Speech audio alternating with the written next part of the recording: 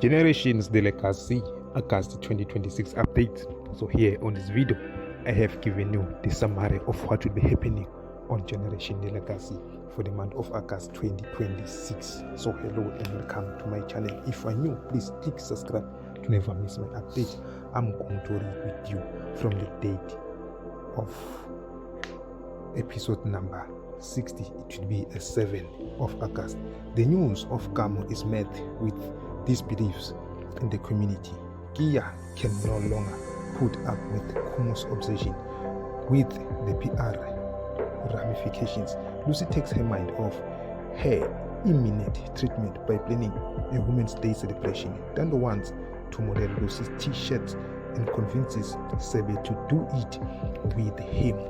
So on Monday it will be 10, episode number 61. Kia's friends unite with her while Kamo's spirits become buried by the family. Kat reminds Tao of the person Kamo was and pushes Lulu to reject convention. On 11, it will be a Tuesday of August, episode number 62. Lulama makes a snap judgment.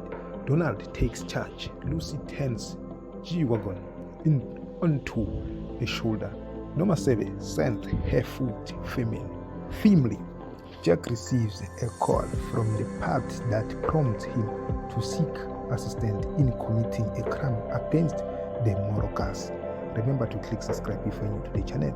We are going on the 12th. It will be a Wednesday of August. So these are the updates of Generations de Legacy for the month of August.